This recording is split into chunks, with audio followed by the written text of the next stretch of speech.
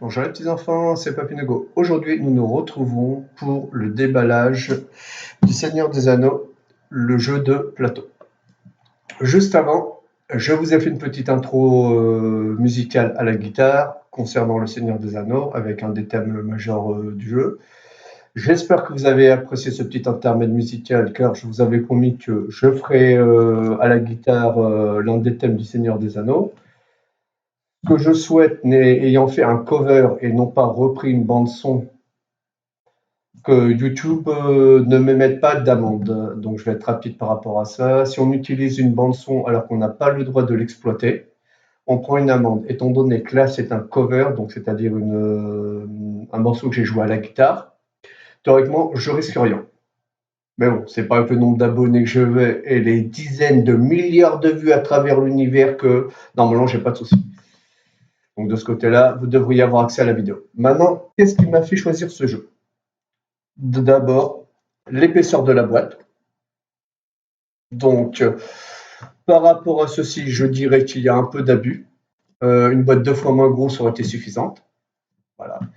D'autre part, pour ceux qui connaissent les demeures de l'épouvante, donc le jeu sera quelque à peu près pareil.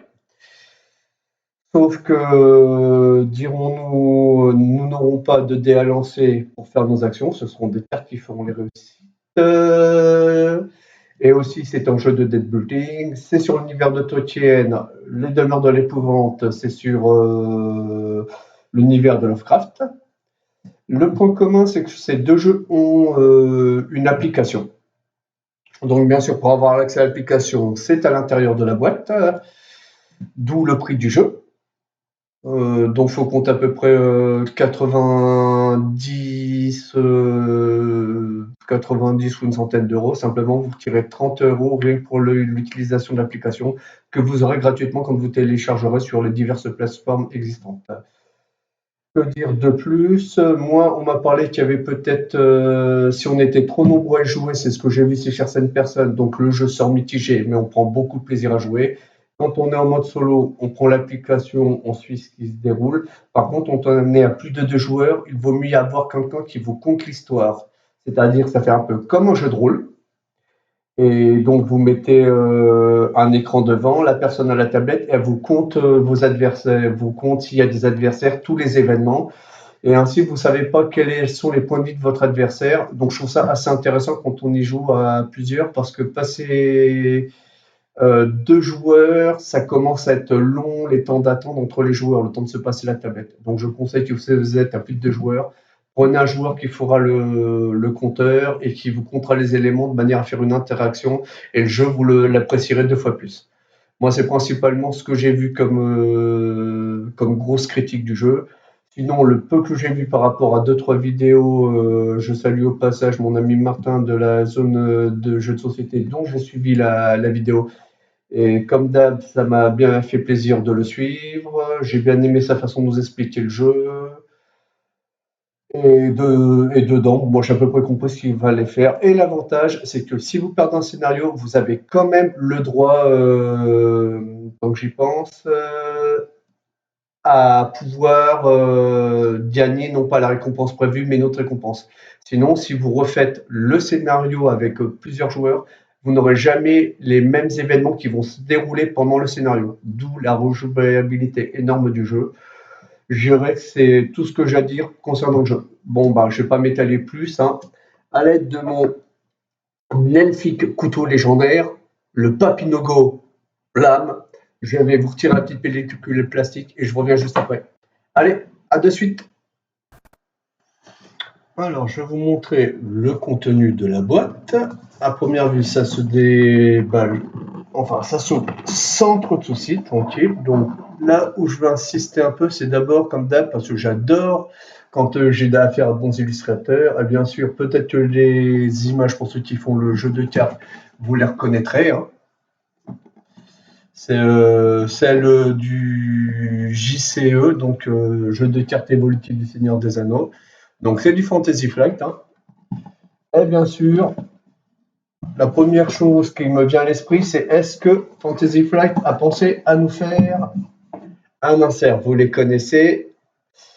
De ce côté-là, c'est pas gagné. Donc, tout d'abord, vous avez une première page qui vous indique, c'est juste une feuille, hein, pour vous indiquer stop, blablabla, blablabla, les trucs habituels. Avant de jouer, télécharger et installer l'application gratuite des Terres du Milieu. C'est pour ça que je parlais que si on retire une partie, un tiers de la boîte, c'est certainement pour le financement de l'application du jeu. D'où j'insistais sur les 30 €. Donc ça, je le mets ailleurs. Après, nous avons donc le livret d'apprentissage. Donc bien, il a la bonne hauteur pour une fois, parce que vous allez voir que la boîte est grande, mais il y a des surprises. Oui, des surprises. Donc, tout d'abord, la préface, hein, ou le petit laïus, un peu de tout ce qui est il y a dans le par rapport au jeu, quoi. Là, vous aurez donc la liste du matériel que je vais garder à côté de moi pour justement pouvoir vous expliquer un peu en quoi consiste le tout. Après, ici, donc, nous aurons la mise en place de la première campagne, parce qu'au fur et à mesure, ça va évoluer. Grosso modo, les rôles, les personnages, les cartes potentiellement qu'on a pour faire le démarrage de son deck. Qu'est-ce qu'il y a d'autre encore? Donc là, les petites tuiles qui vous serviront à monter à faire votre plateau de jeu au fur et à mesure. Donc, il faudra les regrouper par rapport à chacun des scénarios. Le déroulement d'une partie. Moi, j'aime bien les illustrations. Je trouve que c'est superbement aéré. De temps en temps, il y a des petits entrelacets qui apparaissent par moment. Donc, la phase d'ombre, l'étape de menace. Est-ce que j'ai loupé une étape? Non, la phase interagir, la phase d'attaque, enfin les actions. Qu'est-ce qu'on a d'autre encore à voir? Ben, les tests, comment se passe un test? Le test d'attaque encore, donc ils en parlent. Ici, qu'est-ce que nous avons donc? Les dégâts et la peur. Des règles supplémentaires pour agrémenter le jeu, je suppose, hein. La liste des remerciements, bien sûr, hein, comme d'hab. On dira divers mots-clés pour le jeu. Et là, grosso modo, en gros, le résumé du tour. J'espère qu'ils ont pensé à faire comme dans certains jeux de la série, c'est-à-dire faire des petites cartes avec les explications juste des routes de jeu. Donc, je conserve à côté de moi délicatement la liste du matériel. Voilà. Alors, qu'est-ce que le guide de référence? Tout simplement, on dira que c'est un guide qui approfondit diverses choses, comme les règles avancées, pour que ce soit plus pointu. Qu'est-ce que nous avons d'autre? Les règles de la campagne qui sont très importantes à ne pas sous-estimer. Il y aura une partie de mise en place, tout un glossaire qui vient avec toutes les explications des termes et l'approfondissement des règles par rapport aux termes. Donc, qu'est-ce que nous avons donc encore? Du glossaire, c'est quand même pas trop mal. Ça tient bien sur 2 petites colonnes par page. C'est bien aéré, donc on n'a pas mal au crâne. Une partie concernant toute l'application et comment on s'y retrouve donc avec des chiffres et en dessous des explications.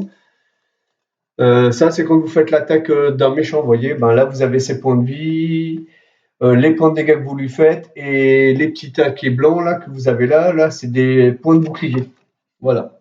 Donc après l'index, vous retrouvez tous les mots que vous cherchez, tous les mots-clés. Et bien sûr, redéroulement du jeu. Donc c'est pas mal avec les 2 bouquins, vous les retournez. Quand vous êtes à 4, vous en mettez un de chaque côté de la table et tous les joueurs ont accès à tout le jeu sans obligatoirement ouvrir le livre. Après, qu'est-ce que nous avons d'autre? Voilà. Donc ici, je vais revenir dessus dans quelques minutes. Là, nous avons donc 1, 2, 3, 4, 5, 6, 7, 8, 9. 9 plaquettes. Voilà. Je pose ça ici. Nous avons donc après des stock cartes. Ne vous inquiétez pas, je vais vous expliquer rapidement.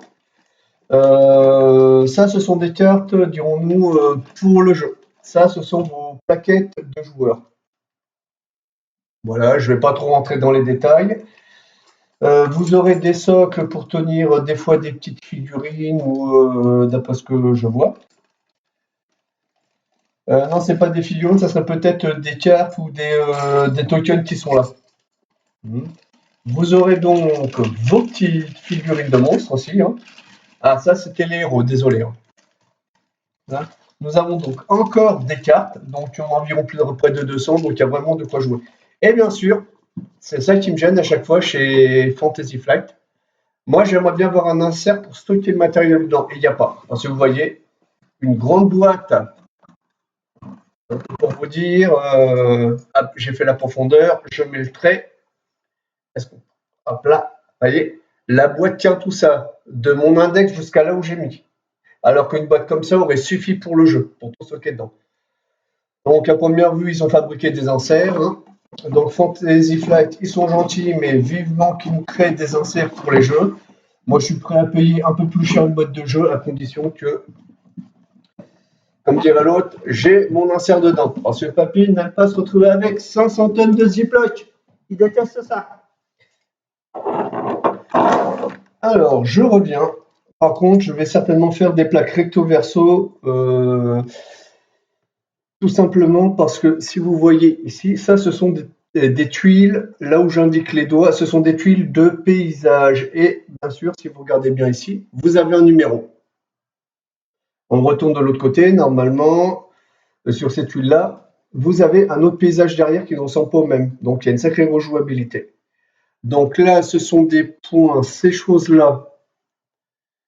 Alors, ce sont des points d'inspiration ou d'exploration. Donc ça, ce sont les points d'inspiration. Et si je retourne, nous avons donc les points d'exploration que vous gagnez à chaque fois que vous allez dessus. Alors, ces petits tokens jaunes-là, ce sont des points d'exploitation. Okay. Et si je retourne, nous avons encore des points d'exploitation. Ceux-ci, il y en a 3 au total de grandes tuiles, ce sont des gouffres. Donc ça, ce sont des gouffres. Et ça, c'est de la brume.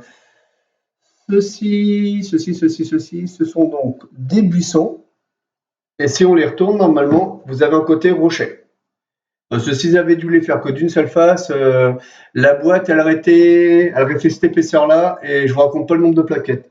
Là, nous n'avons que 9 plaquettes par rapport à ça, donc ça ferait 18 plaquettes s'ils avaient dû les faire que sur le côté. Ils ont imprimé recto verso. Voilà. Alors ceci, c'est un élément de décor qui va avec certaines plaques du jeu, là.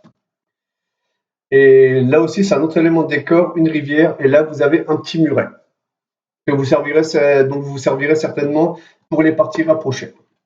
Sur cette plaque-là, donc nous avons à peu près les mêmes éléments. Là, donc ici, des éléments de paysage pour créer votre plateau de jeu. Ici, de la brume de l'autre côté, hein, le gouffre. Je m'aperçois que ça se dépunch quand même pas trop mal. Hein, voilà, ça se dépunch tranquille, voilà, pour vous donner un aperçu. Voilà, je vais pas tout défaire. Alors ici, des buissons ou alors des rochers. Un muret ici, enfin 2 petits murets d'après ce que j'ai compris. Non, oui, c'est 2 petits murets ou de rivière. Là, c'est pareil, de la rivière. Alors ça, ce sont des pions de recherche ici. Et si je les retourne, ce sont des pions de menace. J'aime bien, ça. Oh, on a du petit paysage. Ah, on a l'impression d'être dans le Mordor. Si je me plante pas. Hein. Je ne suis pas le plus grand fan de la saga de Tolkien, mais j'ai quand même bien apprécié les films. Ah, je m'approche d'un truc qui va me plaire. Ici, des fûts de bière, très important pour les nains.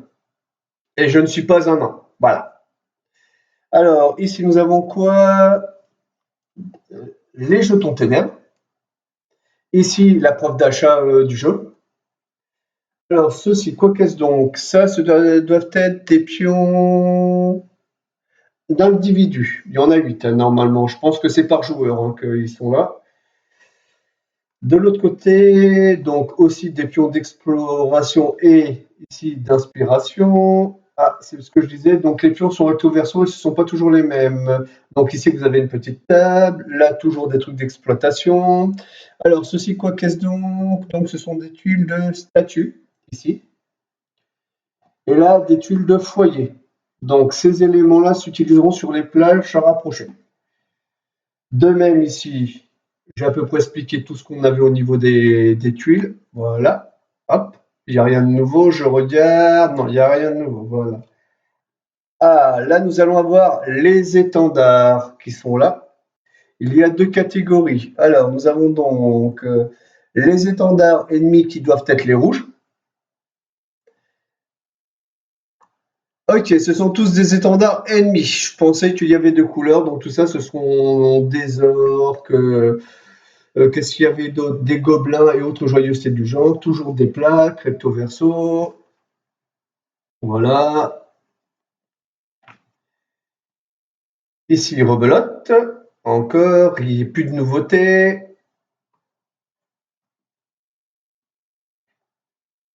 Voilà. Et voilà. Dernière petite chose, là nous avons deux plaques, donc deux terrains. Ce sont des terrains rapprochés pour des fois s'il y avait des. Je pense que certains scénarios demanderont à être plus. Au lieu d'être sur du gros plan comme ici.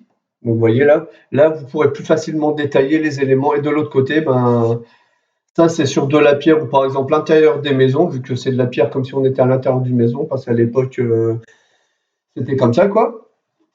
Et là, ben, vous êtes peut-être dans le jardin ou de joyeuseté du genre. Voilà. Ça, c'était ce qu'il y avait comme plaque. Ça, c'est ce que ça serait un de mes premiers reproches, c'est que je trouve que pour le prix, on n'a pas suffisamment de matériel. Donc après, on va passer directement aux petites figurines, hein. Alors, je vous montre sommairement les petites figurines. Donc moi, ce que j'ai bien aimé, c'est les détails que l'on trouve sur ces figurines-là. Je ne suis pas un gros expert dans ce qui concerne les figurines. Je trouve qu'elles sont pas trop mal réussies. Et ben, ça tombe bien, vu que j'ai commencé à m'acheter de la peinture, je pense que je vais commencer à peindre les figurines. Et s'il y a de bien, oui, j'avais vu ça en gros plan. Là, par exemple, si on y fait attention, là, peut-être qu'on le verra pas bien, mais je peux vous affirmer que on voit les détails comme les orteils, les ongles des orteils et autres, ça c'est sympa sur cette figurine-là. Là, nous avons l'un de mes animaux préférés, ce qui ressemblerait plus ou moins à un loup, mais ce n'est pas un loup. Je n'ai pas tous les noms des types de persos. Donc, ou style d'animaux qu'on a là. Donc ça devait être un gros troll. Ça, je suppose que ce sont des. Ouvre les têtes. Ça ne m'étonnerait pas que ce sont des gobelins, ça. Avec leurs petites lames là. Juste cachées derrière pour dire qu'ils vont vous égorger, quoi. Là, ça serait plutôt des trolls. Ah, par contre, il y a un peu de nettoyage à faire au niveau des figurines comme là. J'ai l'impression qu'il y a des machins que c'est pas bien fini, qu'il va falloir que je retaille un peu pour avoir quelque chose d'assez propre. Eh oui, Papinogo se lance aussi dans la peinture tranquillement. Là, nous avons certainement des spectres, parce que je vois qu'il y a de la TDM qui traîne, avec des habits tout pourris. Donc ouais, même là, vous voyez, il y a des trous, franchement, hein. C'est un peu triste tout ça. Donc cela on les a vus. Celui-là, donc lui aussi ça doit être un Urukai, je pense. À moins que je confonde avec ceux-là, les Urukai. Voilà. Et ouais, papy il a un peu suivi Le Seigneur des Anneaux après l'avoir vu 10 fois en 10 ans, quoi, toute la série, la trilogie. Ah, les archers. Par contre, ils auraient pu au moins faire l'effort de faire une corde, hein. Je me demande comment il peut tirer ses flèches sans corde, hein. Ils ont même pas fait le trait de la corde. Bon, il va falloir que je mette une petite ficelle histoire de quoi. Parce que ça la fout mal. Voilà. Ça, c'était pour les ennemis. Nous revoilà. Donc là, bien sûr, vous allez vous apercevoir que les personnages ne sont pas représentatifs des persos de la saga, tout simplement parce que s'ils avaient dû avoir les droits à l'image, ou plus précisément payer les droits à l'image, le jeu aurait coûté certainement beaucoup plus cher, où il y aurait eu vraiment beaucoup moins de matériel de dispo. Donc ça, c'est ce qui ressemblerait de près ou de loin à Bilbo. Voilà. Donc le petit hobbit Joufflu, hein. Salopard cabriolet, comment il s'appelle, la Gollum. Voilà. Après, nous avons donc ici une dame qui devrait être Dame Helena. Alors, je ne sais pas s'il y a une Dame Helena dans le Hobbit ou dans le Seigneur des Anneaux, à moins que ça soit la compagne de Legolas. Je ne sais pas. Ici, nous avons donc le petit Legolas, voilà. En tous les cas, j'aime bien les détails. Hein. Mhm. Alors, c'est qui, lui, avec son bâton de prêcheur? Ce doit être l'éclaireur. Béravor. Donc, je ne sais pas qui est Béravor. Oui, je sais, j'ai le guide dessous, donc c'est pour ça que j'ai envie de vous sortir les noms alors que je ne connais pas pour les persos. Après, nous avons un petit nain avec la belle barbe et puis les détails, je trouve que c'est pas trop mal fait au niveau des détails. Donc voilà, j'essaie de vous montrer ça au mieux. Donc le nain s'appelle Gimli. Voilà. Et le dernier qui doit être le capitaine, moi avec son épée, sa lame et tout. Ou par contre j'ai une épée qui est tordue, à l'eau chaude et à l'eau froide pour la redresser. Ça sera comme ma et il s'appelle Aragorn. Et quand vous regarderez la figurine de près, eh ben il lui ressemble pas vraiment. Voilà. Ben, me revoilà, ça m'a pris un petit moment pour trier sommairement les cartes. Donc ici, vous aurez vos cartes de personnages. Donc vous avez l'humain qui s'appelle Björn, je vous ai montré la petite figurine tout à l'heure, Gimli, qui est le nain.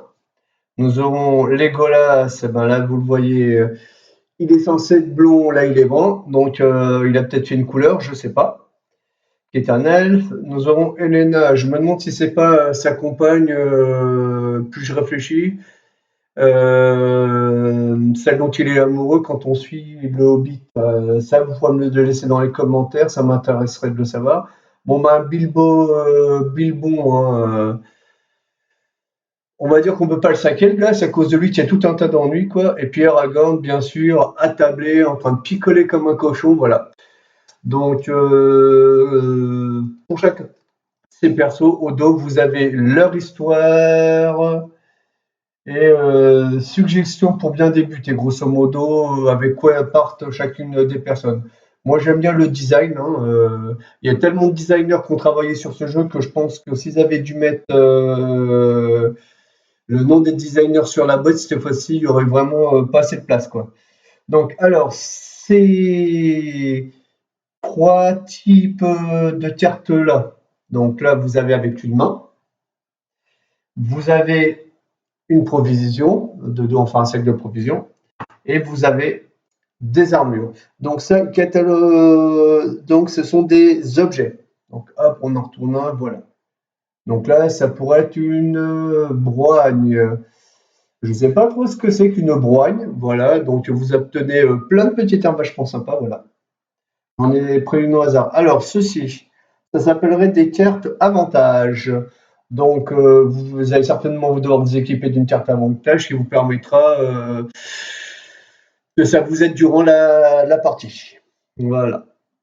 Après, ici, j'aime bien le logo. Celui-là, je l'adore. Donc, c'est un truc de carte de peur. Ouh. Et qu'est-ce qu'on a dans les cartes de peur? Il a franchement une sale tête. Hein. Voilà. Après, nous avons les cartes de dégâts. Donc, bien sûr, quand vous en prenez une, vous la laisserez cacher, je crois. Ou alors, vous prenez les dégâts. Honnêtement, je n'ai pas encore joué au jeu. J'ai survolé vraiment le jeu en regardant les vidéos. Et j'ai vraiment bien accroché au jeu. Après, bien sûr, je ferai un comparatif entre les deux, le Seigneur des Anneaux et les Demeures de l'Épouvante, qui sont, on va dire, avec une jouabilité similaire, sauf que c'est pas le même univers. Donc ces cartes-là sont des cartes terrain. Voilà, certainement que ça crée des événements à un moment dans la partie. Je ne saurais pas vous dire exactement comment ça fonctionne pour le moment. Alors, toutes ces cartes-là sont des cartes. Alors, normalement, comme j'avais pas trop le temps, dans ce cas-là, vous aurez une trentaine de cartes de base. Oui, de compétences de base que vous aurez pour vos héros. Dans ce tas-ci, vous aurez une trentaine de compétences que vous acquérez au cours du jeu. De même, là, vous avez 72 cartes qu'ils appellent des compétences de rôle. Celles-ci, ce sont des faiblesses. Donc, en fin de compte, quand vous les... Non, elles sont pas là, mes faiblesses. Elles sont mes petites faiblesses. J'avais trié mes faiblesses. Ouais. Alors là, je passe pour un gros jambon de Bayonne. Les voilà. Donc, il n'y en a pas tant que ça, mais bon, voilà un peu encore ressemble une carte de faiblesse. Voilà, une petite autre pour vous montrer un peu les designs. Donc, elles sont différentes. Et donc, vous la prenez, en fin de compte, ça vous fait un coup pour rien, quoi. Voilà. Si j'ai tout compris. Donc, et après, normalement, il y a des compétences de titre ici. Donc, j'ai pas pu vraiment bien séparer les cartes parce que sinon, j'aurais passé 5 heures à tout trier le jeu. Donc, il faut savoir que d'après ce que j'ai vu, c'est Fantasy Flight, il va y avoir une petite boîte qui va sortir peut-être d'ici la fin de l'année où vous avez 3 nouvelles figurines et une dizaine de cartes de plus pour environ 11 ou 12, pas 4, pour la modique somme d'environ 15 euros. Donc j'estime que, est-ce que ça les vaut, est-ce que ça les vaut pas, pourquoi pas. Mais si ça permet de rajouter des scénarios supplémentaires à l'aventure, why not? S'ils nous en font pas popper une tous les mois, quoi, parce que sinon je ne raconte pas le prix du jeu au final, quoi. Mais sinon, ceci dit, j'espère que ce déballage vous aura plu. Je pense qu'il aurait été un peu long, je m'en excuse. Si cette vidéo vous a plu, petit pouce bleu. Pensez à papy, aimez-le, petit pouce bleu, voilà. Si la vidéo ne vous a pas plu, pouce rouge, comme ça. Laissez-moi un commentaire auquel je me ferai toujours un plaisir de répondre. Que dire de plus? Sinon, des 4 coins de la planète, de jour ou de nuit, en fonction de l'heure à laquelle vous regardez la vidéo, moi je vous fais un salut en bonjour. Et surtout, n'oubliez jamais, bonjour à tous.